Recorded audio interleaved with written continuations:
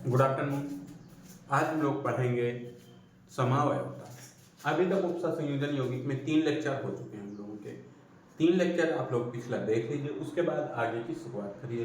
तो आज हम लोग एक नया टॉपिक स्टार्ट करते हैं जिसका नाम समावयवता। समावयवता या इसको इंग्लिश में कहते हैं आइसोमेरिज्म। अब आइसोमेरिज्म क्या होते हैं या समवयता क्या होते हैं, ये क्लास 10 आप लोग पढ़े हैं इसको क्लास 11 में। क्लास 11 की समवयता अलग है, वहाँ कार्बनिक यौगिक की समवयता है, और यहाँ पे हम लोग पढ़ेंगे उपसह संयोजन यौगिक की समवयता। ठीक, तो यहाँ पे नोट कर लीजिए, नहीं तो बच्चे का उपसह संयोजन यौगिक की समवयता।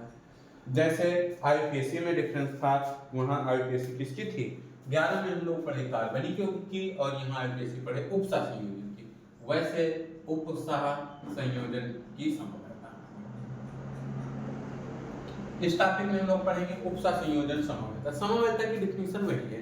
समवयता की डिफिनीशन क्या होगी, ऐसे यौगिक जिनके अणु सूत्र समान होते हैं किंतु संरचना सूत्र अलग होते हैं क्या कहलाते हैं, समवयवी कहलाते हैं, और इस घटना को क्या कहते हैं, समावयवता कहते हैं। फिर से सुनिएगा, ऐसे यौगिक जिनके अणु सूत्र समान किंतु संरचना सूत्र भिन्न या अलग होते हैं क्या कहलाते हैं, समवयवी, आइसोमर, और इस पूरी घटना को समवयता आइसोमेरिज्म कहते हैं। समवयता के दो भाग हैं। कार्बनिक यौगिक में भी बेसिकली दो भाग पढ़ते हैं, पहला संरचनात्मक समवयता, दूसरा त्रिविम समवयता। इसमें त्रिविम का वही है जो 11th में आप लोग पढ़े, बस खाली यहाँ पे एग्जाम्पल बदलेंगे, बाकी डिफिनीशन वही रहेगी।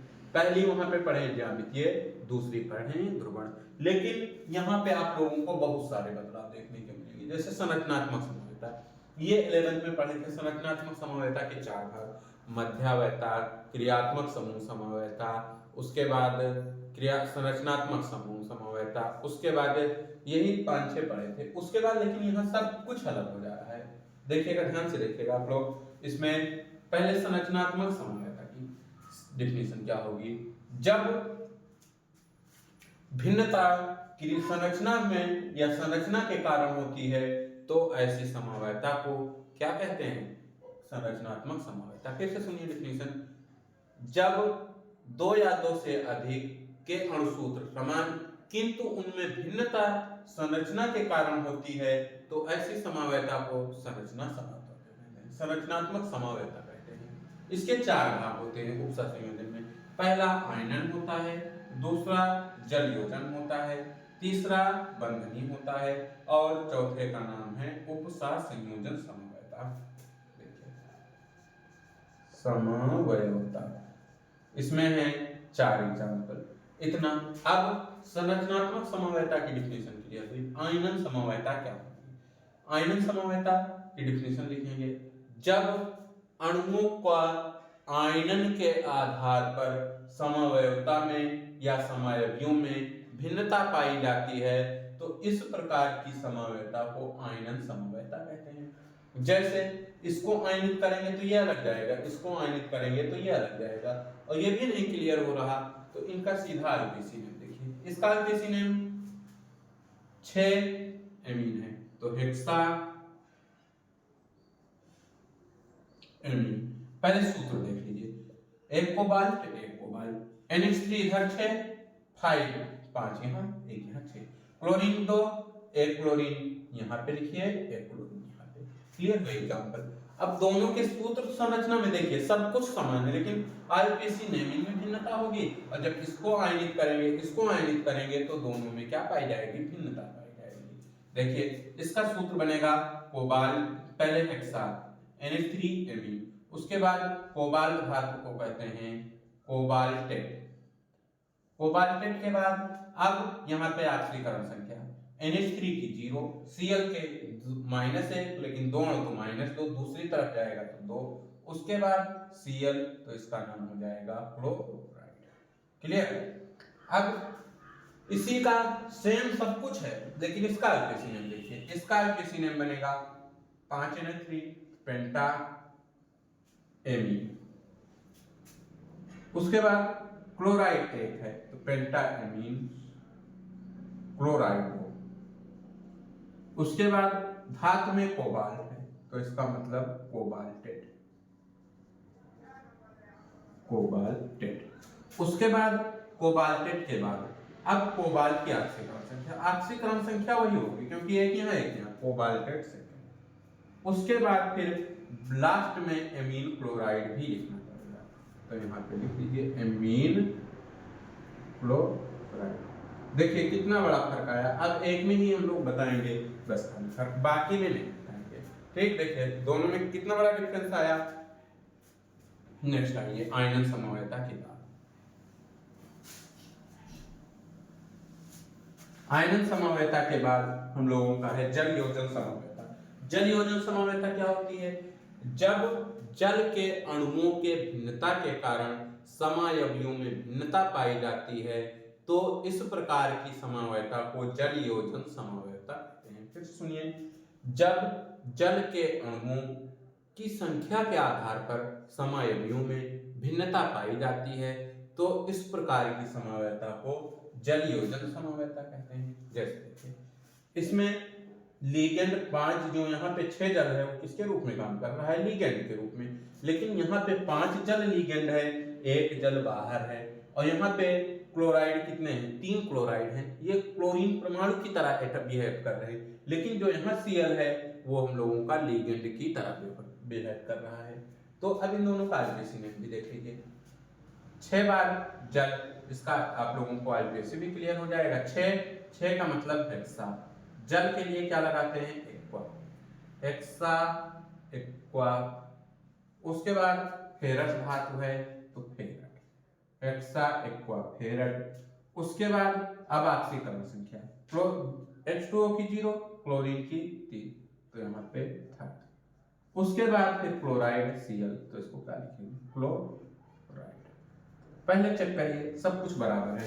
एक फेरस H2O 6, 5 6, Cl 3, यहाँ पे भी Cl 3। अब दूसरे का नाम क्या बनेगा? दूसरे का पेंटा एक्वा हुआ, 5 बार है तो पेंटा एक्वा। उसके बाद Cl क्लोराइड, पेंटा एक्वा क्लोराइड, पेंटा 5 बार, फिर जल है तो एक्वा, Cl है तो क्लोराइड, फिर फेरस धातु है तो फेरेट। अब यहाँ पे भी थर्ड आएगा, ऑक्सीकरण संख्या में कोई बदलाव नहीं होगा। उसके बाद एक्वा क्लोराइड, एक्वा क्लोराइड, ये होगा इसका इसी। देखिए दोनों में भिन्नता हो गई। नेक्स्ट आइए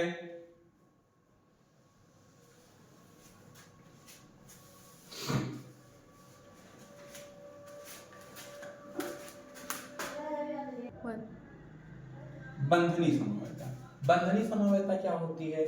जब आबंध के कारण, धातु परमाणु के आबंध के कारण या केंद्रीय धातु परमाणु के उभयदंती लिगेंड के कारण समायवियों में भिन्नता पाई जाएगी। फिर सुनिए, जब उभयदंती लिगेंड समूह के कारण समायवियों में भिन्नता पाई जाती है तो इस प्रकार की समवायता को बंधनी समवायता कहते हैं। जैसे मेटल से Nc जुड़ा है, Nc को हम लोग कहते हैं आइसोसाइनाइड। Nc रहेगा तो इसको कहा जाएगा आइसोसाइनाइड। और यहाँ पे Cn जुड़ा तो मेटल से इसको क्या कहा जाएगा? साइनाइड कहा जाएगा। इसमें बहुत बार पूछा नहीं गया, एक ही बार आप लोग पूछा गया है, केवल 2022 में पूछा गया था एक पेपर में भी, और बाकी। नेक्स्ट है सहसंयोजक समवायता। सहसंयोजक समवायता क्या होती है? जब भिन्नता धनायन और ऋणायन, ध्यान से सुनिएगा,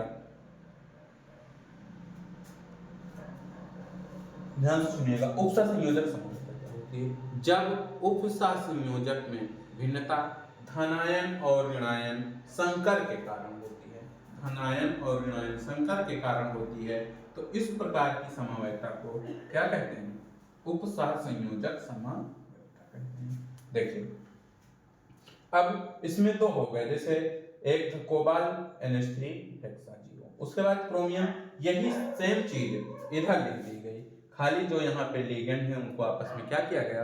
बदला गया। तो ये हम लोगों का कंप्लीट होती है संरचनात्मक समवायता। अब आगे देखेंगे हम लोग संरचनात्मक के बाद त्रिविम समवायता।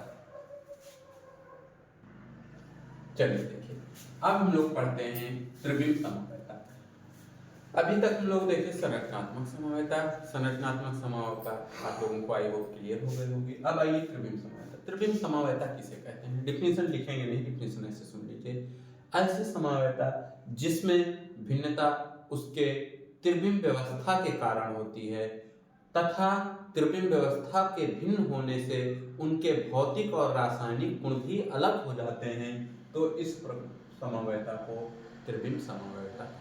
फिर से एक बात कीजिएगा, त्रिविम समवेता या उपसा संयोजन यौगिक की त्रिविम समवेता ऐसी समवेता जिसमें भिन्नता परमाणुओं के त्रिविम व्यवस्था के कारण होती है तथा व्यवस्था के साथ साथ उनके भौतिक तथा रासायनिक गुण भी भिन्न हो जाते हैं, तो इस प्रकार की समवेता को त्रिविम समवेता कहते हैं। त्रिविम समवेता के दो भाग होते हैं, एक ज्यामितीय समवेता होती है और दूसरी ध्रुवण समवेता होती है।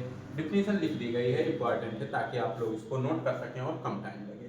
देखिए ज्यामितीय समवेता क्या होती है? इस प्रकार की समवेता हाइड्रोलिप्टिक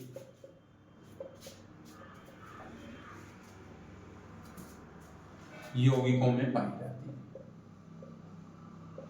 लिखने में यौगिकों में पाई जाती है, जिसका सामान्य सूत्र MH2L4 होता है, जहां M हम लोगों का केंद्रीय धातु परमाणु है, लिख नहीं रहे, X लिगेंड और L4 भी हम लोगों का क्या है? L भी लिगेंड और L भी लिगेंड की संख्या होती है। अब ज्यामितीय समवेता के दो भाग होते हैं, एक सिस भाग होता है, इसके दो भाग होते हैं, एक सिस भाग और दूसरा ट्रांस भाग। इसके दो भाग होते हैं, एक सिस मतलब समपक्ष, एक दूसरा ट्रांस होता है, इसको क्या कहा जाता है? विपक्ष भाग कहा जाता है। इसके दो भाग, एक सिस, एक सिस का मतलब सीधा, ट्रांस का मतलब विपरीत। अब इसके एग्जांपल सिस या सीधा ट्रांस क्या होता है? जिसमें दोनों लिगेंड एक दूसरे के क्या होते हैं? अब विपरीत होते हैं, उसे सिस कहते हैं। जिसमें दोनों लिगेंड एक दूसरे के समान होते हैं उसे क्या कहते हैं? विपक्ष कहते हैं। जैसे एक एग्जांपल लेते हैं PTNH4Cl2, तो इसमें केंद्रीय धातु परमाणु PT कर दिए। उसके बाद NH4 कितने हैं हम लोगों के? NH3 4 बार, तो यहाँ पे क्या लिख सकते हैं? NH3, एक NH3 यहाँ कर दीजिए, तो एक यहाँ Cl, दोनों क्या हो गए? विपरीत हो गए। उसके बाद यहाँ पे भी NH3 कर दीजिए, यहाँ पे भी NH3 कर दीजिए। उसके बाद अब यहाँ पे एक Cl बचा, तो एक, इसको हम लोग क्या कहते हैं? सिस या समपक्ष कहते हैं। सेकंड है हम लोगों का विपक्ष या ट्रांस। ट्रांस भाग में इसी का अपोजिट होगा। अपोजिट का मतलब केंद्रीय धातु में हम लोगों का हो जाएगा PT। उसके बाद दोनों Cl परमाणु क्या हो जाएंगे? एक दूसरे के विपरीत हो जाएंगे और ये आकृति होती है जो हम लोगों की कहलाती है अष्टफल की। NH3, एक NH3 यहाँ पे हो जाएगा। इसका शेप देखे रहिएगा, अभी आप लोगों को CFT में भी बहुत सारी चीजें क्लियर होंगी। तो इस फॉर्म को सिस फॉर्म कहेंगे और दूसरे फॉर्म को हम लोग क्या कहेंगे? ट्रांस फॉर्म कहेंगे। अब देखिए एक और एग्जांपल, कभी कभी ये दे देता है कि त्रिविम समवेता, फिलहाल जल्दी पूछी नहीं जाती। एक और एग्जांपल के थ्रू हम लोग देखते हैं FeNH2 और CN6 के सिस और ट्रांस भाग बनाइए। जब इसके सिस और ट्रांस भाग बनाने होंगे तो कैसे बनाएंगे? देखिएगा, इसको बनाने के लिए पहला होगा बीच में Fe, उसके बाद अगर दोनों तरफ NH2 कर देंगे तो ये बन जाएगा ट्रांस। उसके बाद साइनाइड के कितने? एक, ऐसे ही जोड़िएगा भाई, एक साइनाइड इधर, एक साइनाइड इधर। अब जब इस पे आवेश लगा तो यहाँ पे आवेश लगाने के लिए ऐसे करके माइनस कर दीजिए। अब दूसरा भाग बना लीजिए, दूसरा भाग बन जाएगा Fe केंद्रीय धातु परमाणु, इससे अब एक यहाँ Cl हो जाएगा, यहाँ पे क्या हो जाएगा? NH2, एक इधर, एक इधर, एक इधर, एक इधर। अब यहाँ पे कर दीजिए साइनाइड, कितने करने हैं, साइनाइड हम लोगों को 4 करने हैं। यहाँ पे CN, यहाँ पे कर दीजिए NH2, यहाँ पे कर दीजिए C, यहाँ पे C, और ब्रैकेट बड़ा लगा के 1 माइनस कर दीजिए। ये तो होती है हम लोगों की ज्यामितीय समवेतता। नेक्स्ट है ध्रुवण समवेतता। देखिए ज्यामितीय समवेतता के लिए, देखिए ज्यामितीय समवेतता वैसे बहुत कम आती है, समवेतता से काफी क्वेश्चन राइज होते हैं आप लोगों के। देखिए ध्रुवण समवेतता क्या होती है, ध्रुवण समन्वय एक दूसरे के दर्पण प्रतिबिंब होते हैं। दर्पण प्रतिबिंब क्या होता है, देखिए दर्पण प्रतिबिंब किसे कहते हैं, बस इसमें कुछ वर्ड है जो आप लोगों को देखना है। फिलहाल बहुत कम ही रेयर केस में पूछी जाती है, इसीलिए उतना डिटेल में इसके जा ही नहीं रहे हम लोग। ध्रुवण समन्वयता, पहले दर्पण प्रतिबिंब देखिए। दर्पण प्रतिबिंब क्या होता है, इसमें कायरलता अकायरलता भी क्लियर होगी आप लोगों को। कायरलता अकायरलता थोड़ा बहुत बेसिक 11 में पढ़े होंगे या हेलोइड के में पढ़े होंगे। ध्रुवण दर्पण प्रतिबिंब क्या होता है, जैसे P है, P को दर्पण में रखेंगे तो ऐसा से ये इसका क्या है, दर्पण प्रतिबिंब। फिर से देखिए ध्रुवण समन्वय एक दूसरे के दर्पण प्रतिबिंब होते हैं जिन्हें एक दूसरे पर अध्यारोपित नहीं किया जा सकता। एक दूसरे पे अध्यारोपित करने का मतलब,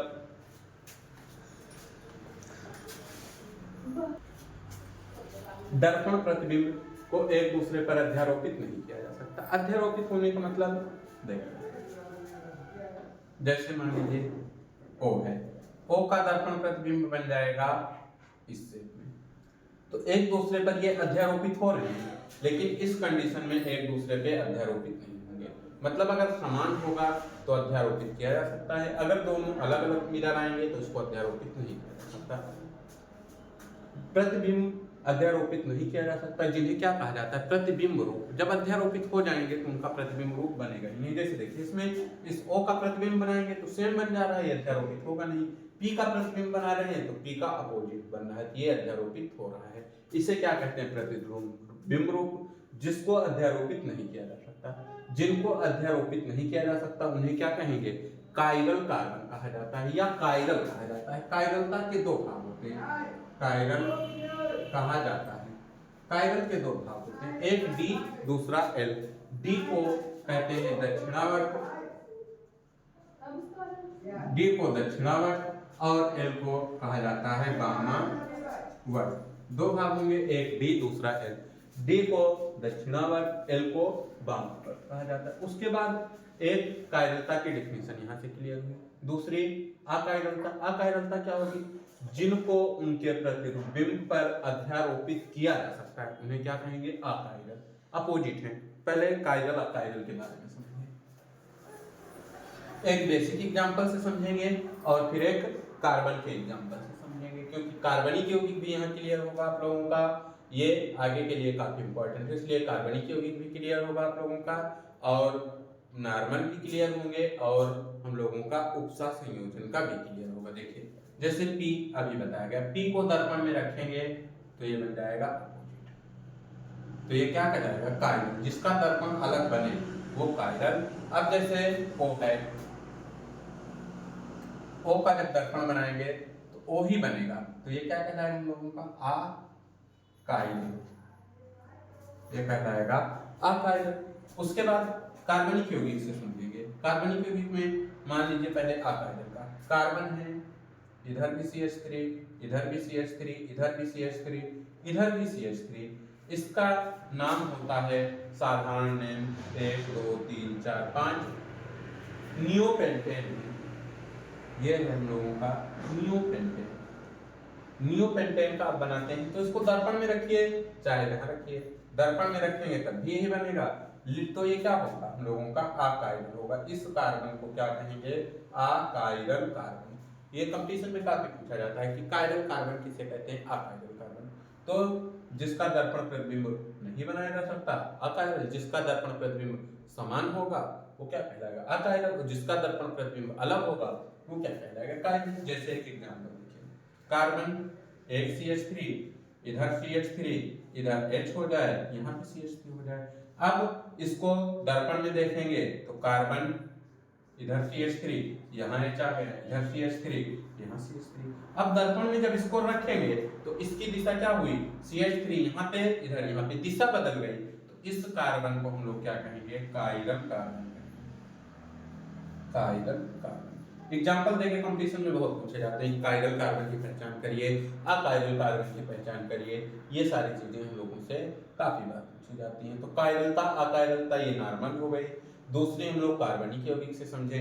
अब थर्ड आते हैं जो हम लोगों का टॉपिक है, टॉपिक से हट के अभी तक थोड़ा था, अब टॉपिक में हम लोगों का है कौन सा, उपसा संयोजन है। तो उपसा संयोजन का ही हम लोग देखेंगे कायरल अकायरलता।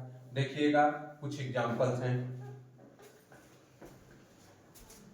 जैसे हो गया। देखिए अब दो हम लोगों के क्लियर हो गए, ध्रुवण समवायता की डिफिनेशन क्लियर हो गई, अब इसके नॉर्मल बताए गए, कार्बनिक यौगिक बताए गए। अब आते हैं उपसा संयोजन यौगिक। उपसा संयोजन यौगिक का पहला एग्जांपल है हम लोगों का COEN का होल्ट्राइल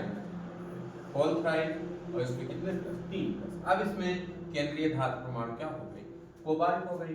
कोबाल्ट से यहाँ पे एक EN इधर जोड़ दीजिए, दूसरा EN इधर जोड़ दीजिए, तीसरा EN इधर जोड़ दीजिए, तो इसका नाम होता है एथिलीन डाई एमीन। एथिलीन का एथिलीन डाई एमीन कई बार बताया जा चुका। अब इसको जब दर्पण में रखेंगे तो क्या बन जाएगा, CO, इधर भी EN, इधर भी EN और इधर भी EN। दर्पण में रखे तो दोनों का एक समान आया, समान आया तो ये क्या कहलाएगा, अकायरल का प्रदर्शित हो रहा है। और इसको डी फॉर्म कहते हैं, जो ओरिजिनल फॉर्म होता है उसको डी, ये आप लोगों को भाई ग्लूकोज में भी काफी इंपॉर्टेंट रोल करेगा।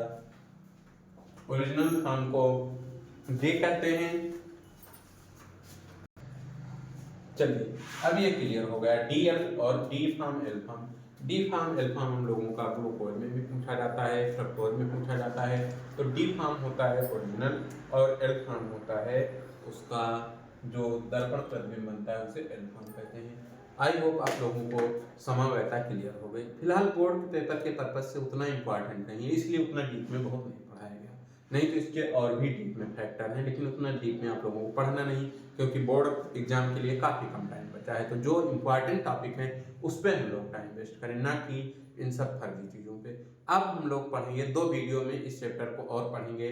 पहला हम लोगों का एक वीडियो बनेगा BBT और उसकी लिमिटेशन, और दूसरा CFT और उसकी लिमिटेशन, मतलब क्रिस्टल क्षेत्र सिद्धांत और संयोजकता आबंध सिद्धांत। 2 वीडियो और हम लोग बनाएंगे, उसके बाद दोनों वीडियो आगे आने वाले इंपॉर्टेंट रहेंगे। आप लोग इस चैप्टर से सिर्फ जिसको बहुत डिटेल में ना जाइएगा, बस CFT पढ़ लीजिए, BBT पढ़ लीजिए, IUPAC पढ़ लीजिए, उपसा संयोजन संख्या पढ़ लीजिए, समन्वय संख्या पढ़ लीजिए, उसी को कहते हैं, या पढ़ लीजिए आप लोग संकुल यौगिक द्वितीय।